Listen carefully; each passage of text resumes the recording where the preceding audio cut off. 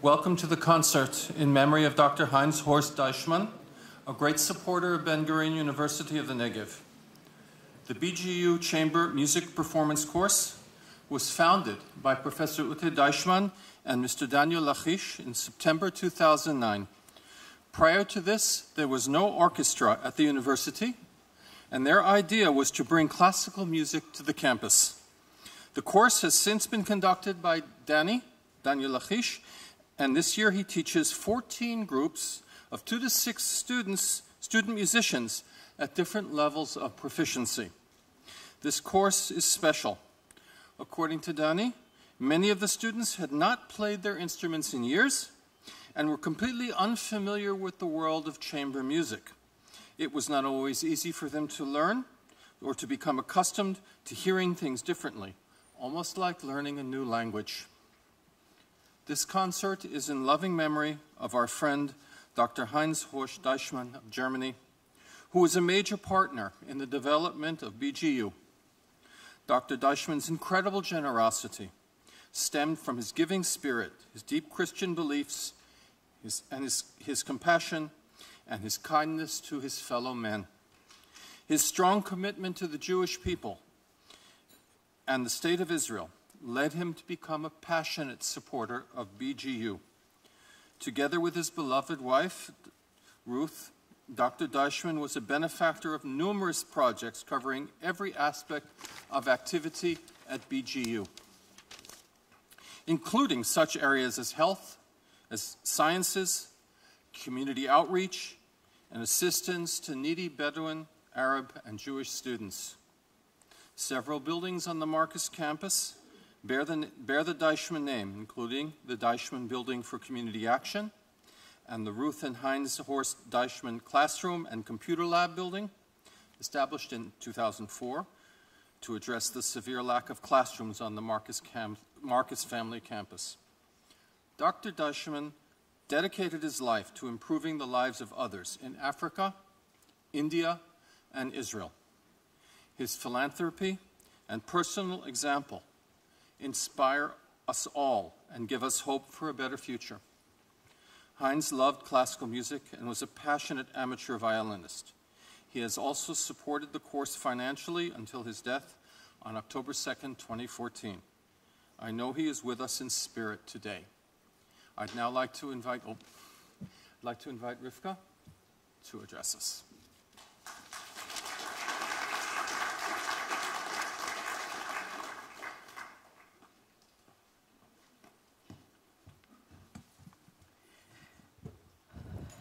I would like to read to you the eulogy that I gave on Dr. Heinz Horst Deichmann, day of funeral.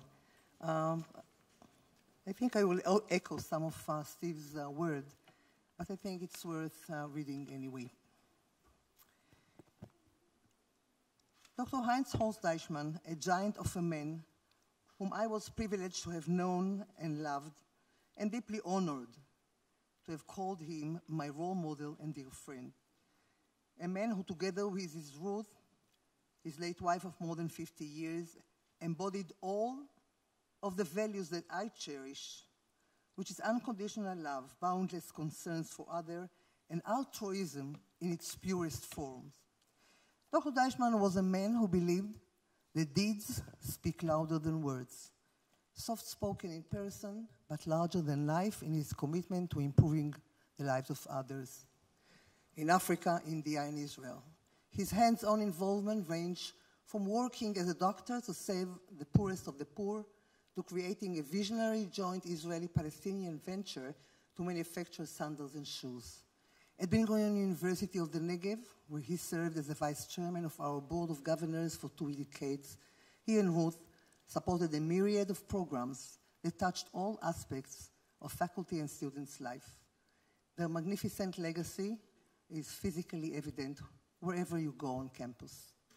He never gave up hope, even when reality got in his way, thanks to his belief in the essential goodness of humanity. His philanthropy came from the heart and was absolute. He had faith that others would follow his example. This may have been his most outstanding characteristic. He, through his own strength of character and personal example, was a constant source of inspiration and hope. He made it possible for people to truly believe in human kindness, despite all signs pointing to the contrary. And this is no small achievement, particularly in Israel. He was always smiling. His kindness was genuine. He would visit the Ben-Gurion University campus and get involved with people he met, students and faculty, and with the wider community in Beersheba and the Negev. For years, he would come to Israel and participate in the Deichmann annual lecture series focused on the historical relationship between Christianity and Judaism, sure that he would unravel the secret that would ultimately lead to a more just relationship between these two great religions. It was impossible to speak about Heinz Horst without speaking of his all-encompassing faith and love of God, a God of all people. I don't think it is by chance that Heinz Horst died just before Yom Kippur, Judaism's holiest day.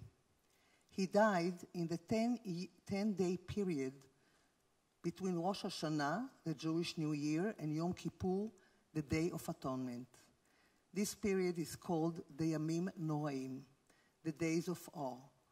It is known as a time of introspection and repentance before the heavenly book of life is sealed on Yom Kippur. This was Heinz Horst's life. He believed in the power of charity and prayer as a means of atonement, not so much for his own sins, but for those he had witnessed in his lifetime, particularly during the Holocaust. He took the weight of history into his heart and showed us all that there is a different way, another path, a way of love and charity, hope and compassion.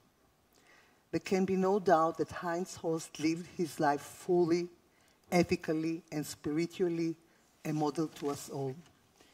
Jewish tradition holds that the world continues to exist thanks to the good works of 36 hidden righteous souls that are to be found in every generation. Without doubt, Dr. Heinz Horst Deichmann was one of our generation's great tzaddikim, a truly righteous man. May his memory be blessed, Yehi zichro baruch.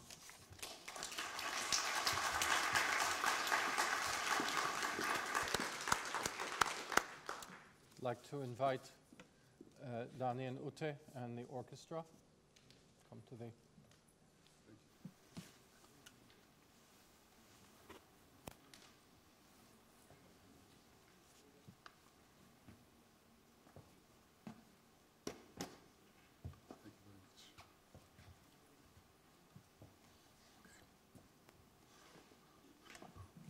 Okay.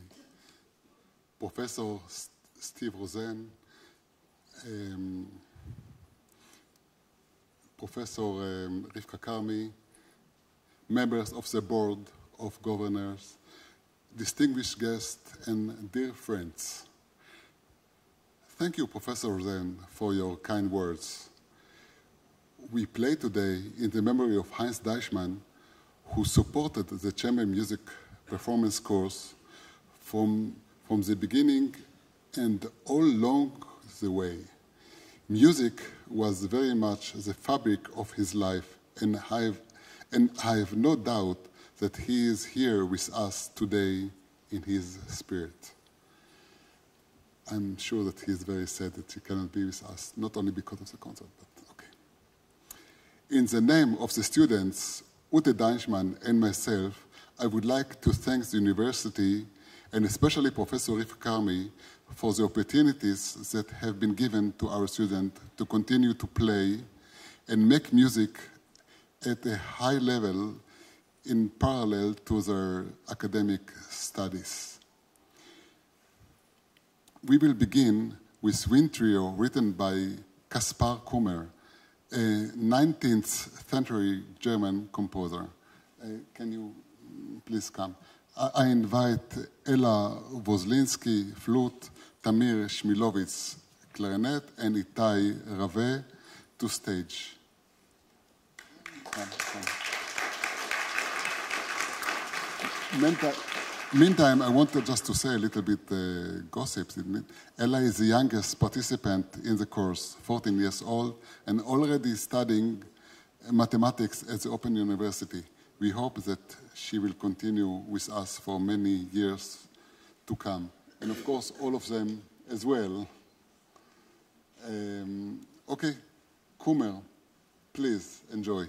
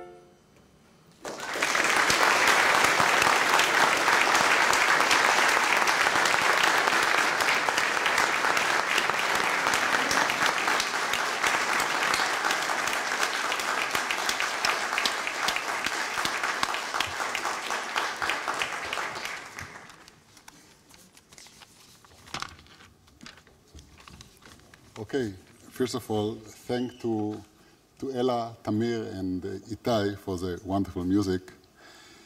Our next piece will be the trio for flute, cello, and piano by Karl Maria von Weber, a German composer from the Romantic period. Ella Wodnicki will stay with us with the flute, Ute Deichmann in the cello, and Amalia Medini with the piano. The third movement, we will play the first movement of this piece called Schäfer's Klage, or Schäfer's Lament. Please.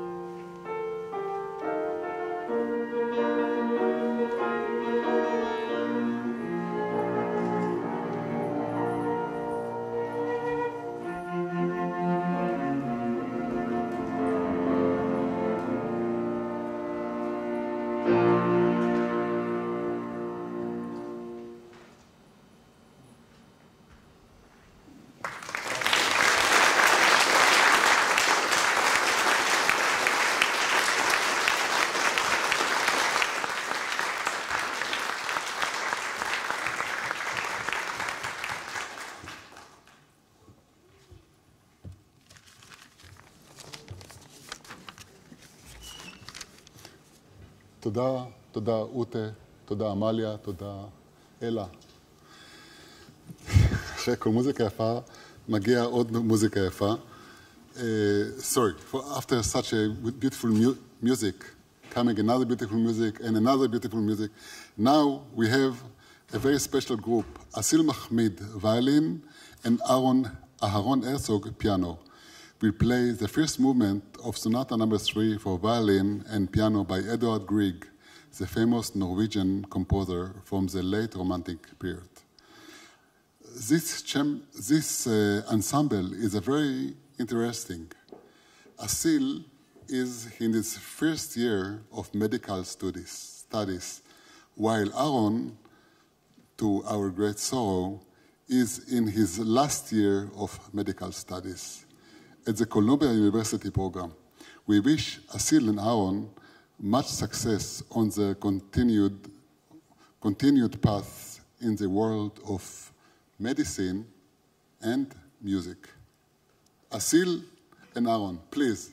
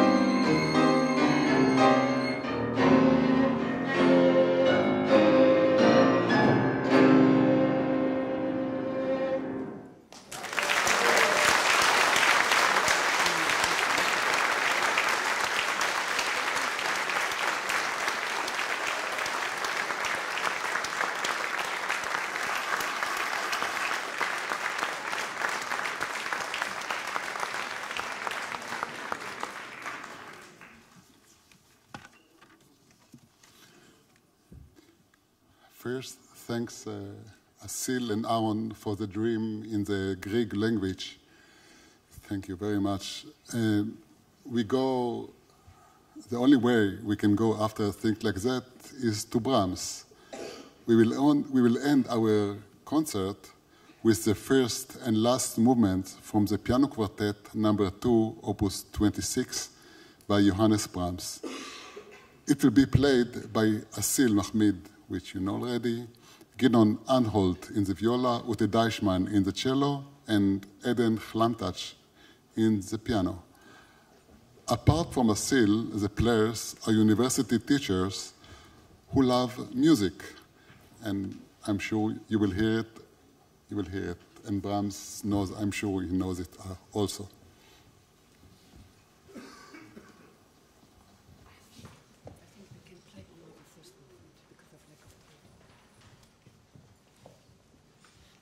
מה את אומרת? מה? לא, עולה חלק ראשון?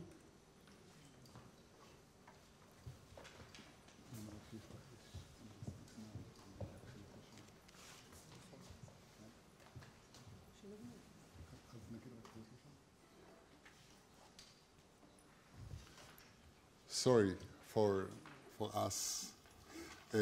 Because of lack of time, we'll play only the first movement. Okay? Yes, ma. Okay. Okay, good luck.